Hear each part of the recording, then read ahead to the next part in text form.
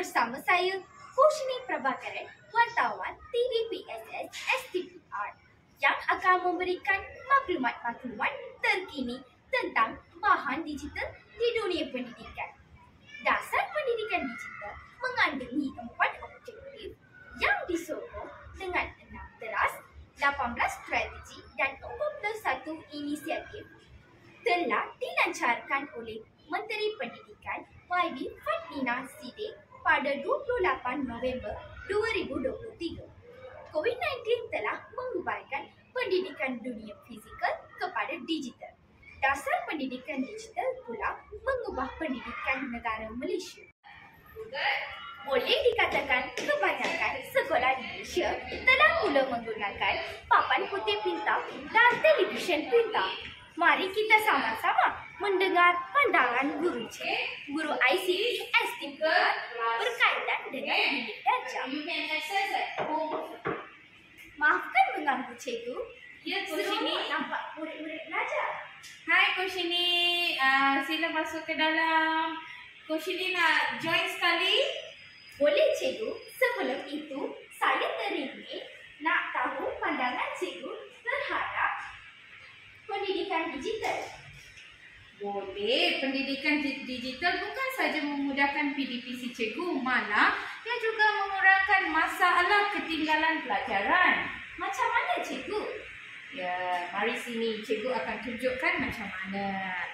Okey, ini adalah Google Classroom. Sekarang Kushni boleh tengok dekat sini ada paparan Google Classroom.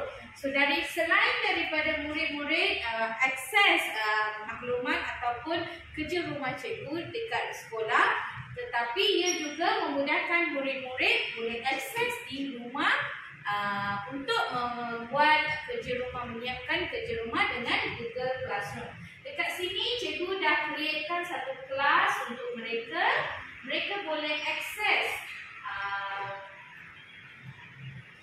kerja rumah yang diberikan oleh cikgu. Ini adalah salah satu proses pendigitalan PDPC. Ya cikgu, terima kasih atas perkongsian cikgu. Okay, baik Kushni. Bukan di bilik ICT sahaja. Di STPR kini perpustakaan juga mula mengaplikasikan pendidikan digital. Nak tahu bagaimana? Jom saya membawa anda ke semua perpustakaan STPR. Murid-murid tidak lagi risau perlu tentang pinjaman buku. Kini perpustakaan STPR mempunyai perpustakaan maya di mana murid-murid membaca e-book secara tidak langsung. Ia akan membantu murid-murid untuk menguasai literasi. Apa yang anda melihat di belakang saya adalah bahan 3D object di mana murid-murid boleh mengetahui dunia sains muda. Ini merupakan satu langkah permulaan bagi melahirkan saintis muda.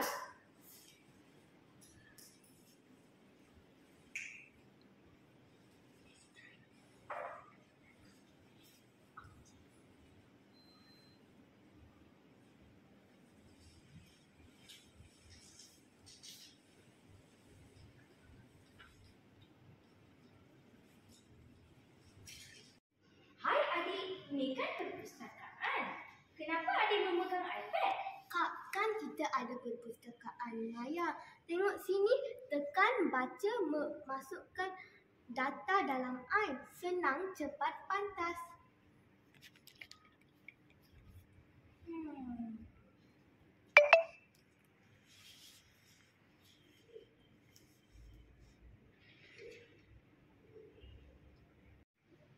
Dari zaman papan putih kini, kita berada di zaman papan digital.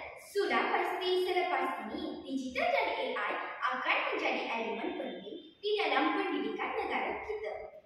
Sekian sahaja daripada saya, Kushni Prabhakaran, wartawan TVPSS SDPR.